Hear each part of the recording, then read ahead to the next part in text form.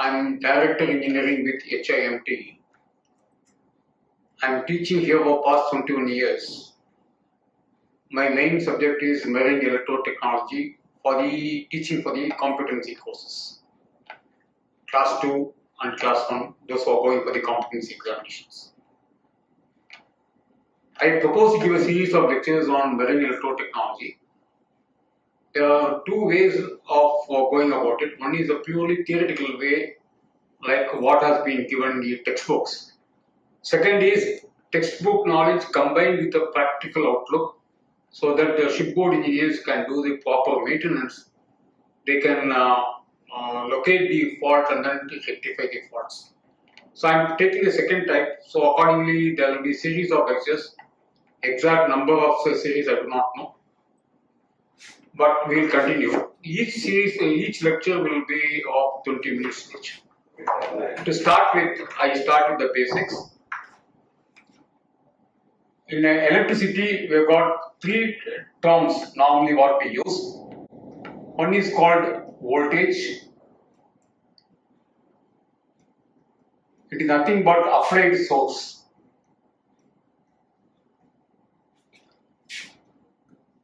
The unit of measurement is volts, represented by symbol V. The panel board, etc., we measure it with a meter called voltmeter. Some of the marine engineers may think, why not I use a multimeter? Multimeter is a testing instrument. It's not a measuring directly. On the panel board, main switchboard, etc., we have a voltmeter permanently indicating the voltage that is available. Second one is called current. Current flows in the circuit only if the circuit is completed. Voltage can be there in the circuit. Current need not flow until the circuit is completed. Current, I term it as the flow of charge. People are mistaking for the flow of electrons for obvious reasons from the practical point of view. I say current is a flow of charge. The charge flows from high level to low level. In fact, we denote in AC phase and neutral. In DC power source, we got something called positive, negative. We always say phase is at a higher level than the neutral. Positive is at a higher potential than the neutral. So the charge flow always from high level to low level. The unit of measurement is called amperes. Symbol represented either by I or A.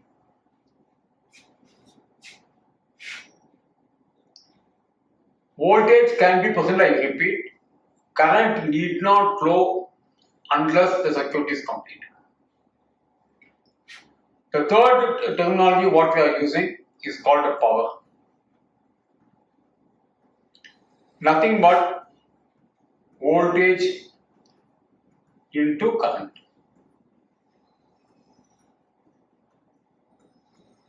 We say V into I. Volts into amps. Or we say VA, volt ampere. This volt ampere can become watts depending upon the condition. We got two types of power sources, AC and DC, alternating current and direct current. In direct current, the volt ampere equal to watts. In alternating current, we say volt ampere into power factor, VA cos π. This power factor, how it is coming, that we will see it in a separate lecture series. But now I am just defining the terminology what we are commonly using. These are the three basic terms we have.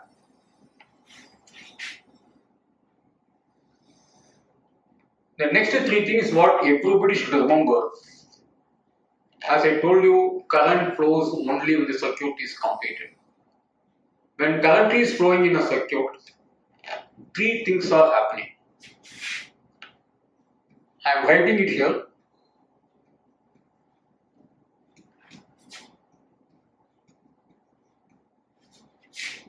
First thing what is happening is a voltage drop.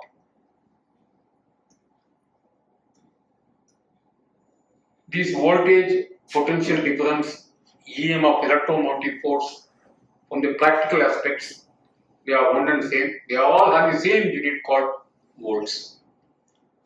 The voltage drop, generally known as current into the resistance drop, measured in terms of volts.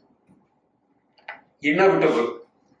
For example, I start a motor, either at home or on board the ship, a compressor motor or something.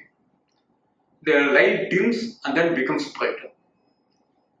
Momentarily the light dims. That is the voltage drop. At home you got the inverter, main power is off, inverter comes into picture. Initial voltage may be 13.8 or 14 for a 12 volt battery. It immediately drops. Current flows, voltage will drop. I call it as a Mula mantra.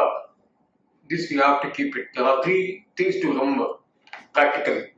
Number two, whenever the current is flowing, there is always a heat produced. Total loss,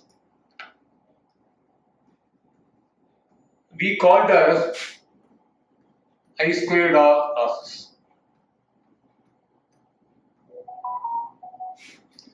Textbooks they refer I squared R loss as copper loss.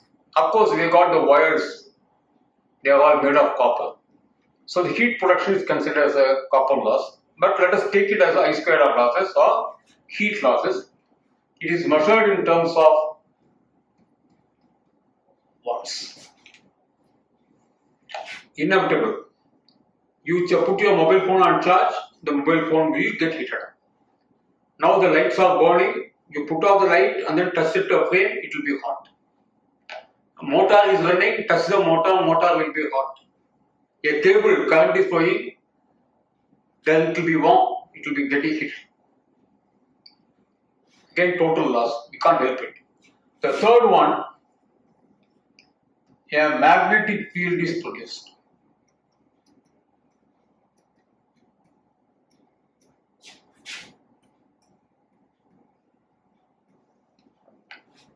Textbooks we refer it as flux. The symbol normally we say phi, and the unit what we are using is called a Gebers. This magnetic field has got a very, very important role. There are so many things we'll discuss one by one. Current can produce magnetic field. Kindly understand.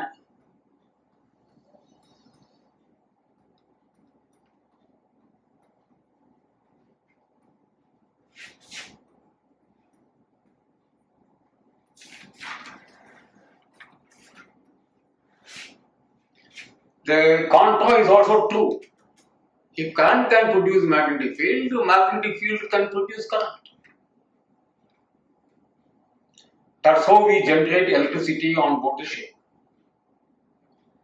We have to create the magnetic field. And as long as the magnetic field is changing, depending upon the rate of change of magnetic field, or what they refer in textbooks, the rate of change of flux, an EMF is induced, or we say a voltage is generated. Practically, we don't go for too much of technical wordings. A voltage is generated.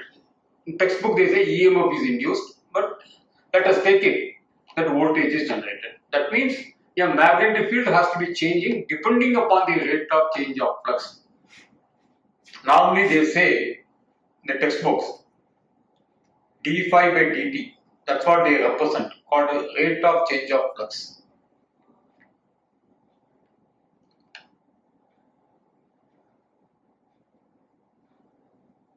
This creating magnetic field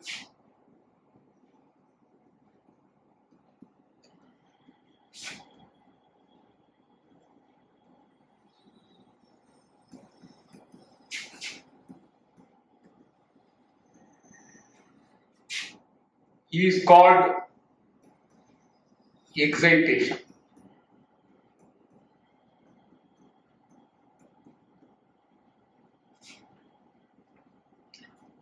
What is going to cause the magnetic field? Flow of current. So excitation is a current. Remember, when the current can flow, only when there is a voltage is there. This excitation on board the ship, we are giving it to an equipment called automatic voltage regulator. The output of AVR is a voltage. But when it goes through that excitation circuit, current starts flowing and a magnetic field is produced.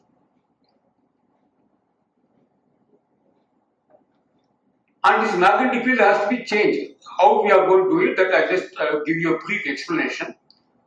But anyway, the alternator or generator topic will be separate. But here the basic idea, we will understand what is happening. The shipboard alternators, we got two important parts. One is called a rotor. Another is called a stator. The rotor is always inside the stator. Now we are going to excite the rotor, meaning what? I am going to create the magnetic field. So rotor has got only one winding. I call it as a rotor. There is a shaft, there is a core there in the rotor shaft. You got silicon steel core in which the windings are placed. There is only one winding, and this rotor will be rotated by means of a prime mover. When rotor is rotated, the magnetic field will be going on rotating or changing. We normally give a DC supply to this rotor.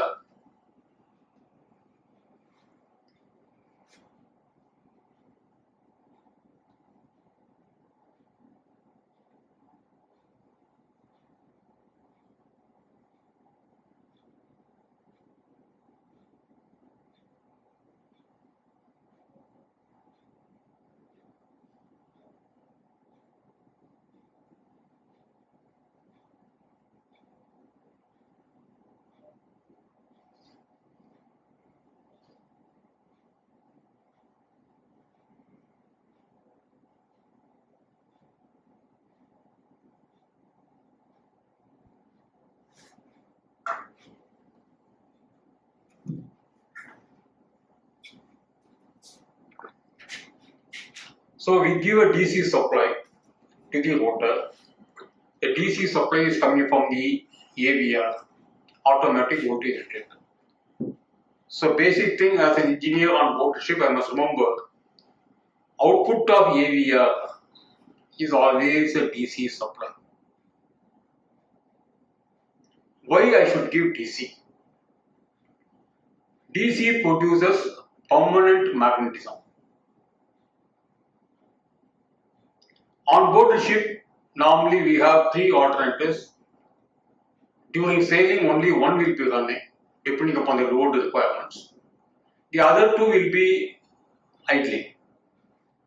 So when I want to change over these alternators to the other one on a time-based basis, what we call the scheduled basis, if I have to generate the voltage, I must have the magnetic field present. DC, even over during a period of some time, due to wear down, the magnetic field is getting reduced. Still, there will be something called a residual magnetism. This residual magnetism will enable me, when I start the alternator, to build up the voltage. So, to maintain the residual magnetism, we normally do the excitation with a DC supply. The rotor of the main alternator will have only one winding. That means only two leads, because DC supply has got only two leads, positive and negative. And then this rotor is inside the stator. Now that when I give the DC supply, rotor is turned by the prime mover. The magnetic field is going on turning, or we can say changing, depending upon the speed of the shaft.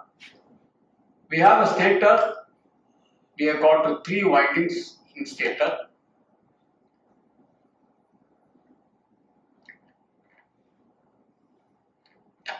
Representing the 3 phases.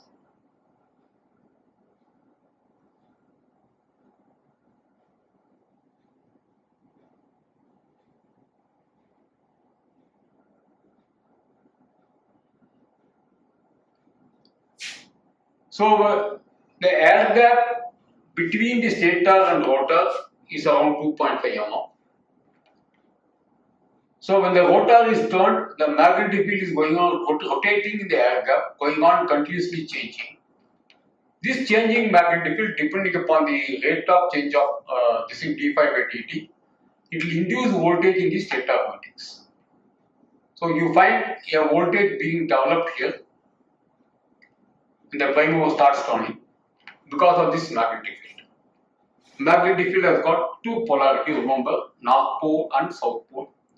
So generation is always alternating in nature. Since there is a concentric turning of this rotor and stator is also concentric, the waveform of the voltage or current will be always a sinusoidal, a uniform waveform, a positive half and a negative half, depending upon the south pole and north pole, or north pole and south pole, whatever you want to call. This north pole, south pole, positive, negative, all these things are names given by us, a human being, just to have a discrimination between what is called. So AC has got 2 cycles, 2 half cycles rather, sorry, one positive and one negative cycle. These constitute one full cycle. And this stator winding is always star connected, that we will explain in the next upcoming lectures. So the rotor is turned, the magnetic field is changing continuously and the voltage is induced. This voltage is taken to my main switchboard through a circuit breaker for power generation. So this is how we generate by using magnetic field principle. The magnetic field is created by the flow of current. This is done by us. A current has to flow through the rotor windings. So we say the excitation is done to the rotor. In electricity, we got 2 terms. One is called a field, another is called armature. Now rotor, I am creating the magnetic field. So rotor is a field for the alternator. In short, they say. Armature is the one from where I take the output. So from stator, I am taking the output. So stator is the armature for the alternator, and the rotor is a field. Now generation is taking place. So again, when generation is taking place like this, the 3 basic things they continue. The 3 basic things they continue. Voltage drop, yes, there is a voltage drop. And then there is a heat produced, yes, the rotor is going to get heated up. Stator also, when it starts carrying the current, it will get heated up. At the moment, there will be no current flow in the stator because circuit is not completed. Only the rotor circuit is completed, so current will flow here. The rotor is getting heated up. Suppose I close the circuit breaker and give the power to the MSB, and MSB I start a motor, a compressor, etc. etc. There will be flow of current in the stator. Again, there will be a voltage drop, and there will be a heat production, and there will be a magnetic field in the stator also. Alternating magnetic field, it's a temporary magnetic field. There will be magnetic field. Remember, stator is a casing. Inside you got a rotor.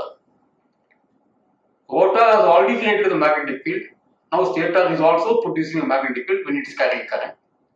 Both will be opposing in the air gap. This is what we call armature reaction. Armature magnetic field, that is stator magnetic field, reacting to the main magnetic field, the rotor magnetic field. This is what we call armature reaction. Effect is demagnetization or drop in voltage as per textbooks. Let us come to the practical point. Yes. Now the important point what we have to understand in this particular lecture is that stator is also getting heated up. Rotor is also getting heated up. They have to be cooled. Air gap is only 2.9. The rotor, we have got a fan attached to the aft side that will be running along with the rotor turning with the prime mover. But this fan will not be able to cool the entire rotor 100%. So at least 80% of the heat will be transferred to the stator by convection and radiation as per the heat transfer principle. So stator will get heated up by its own heat because it's carrying its current, plus the heat transferred from the rotor to the stator. This we have to protect. So normally they are providing something called a winding temperature high alarm in the stator. The idea is this, that setting normally we keep the winding temperature high alarm is for 90 degrees centigrade. When stator temperature is 90 degree, alarm will come, immediately we should reduce the load because the heat is due to current flow. When we say load means it's a current. In electricity, load and current, they are one and same. If stator temperature is 90, the rotor temperature will be at least 120 degrees centigrade. The important point here, kindly you have to understand and keep it in your mind. The rotor and stator, they are all made of silicon steel core. When the temperature reaches 155, when the rotor temperature reaches 155, the silicon steel will lose its magnetic property and the excitation cannot take place further. To have a safe limit, we keep the alarm at 90. When stator temperature is around 90, the rotor temperature will be at least 120. So if we can start reducing the load of the stator and bring down the temperature, we will be safe. The safety device fitted in the alternator is the stator winding temperature high alarm. With this, I will stop today's lecture.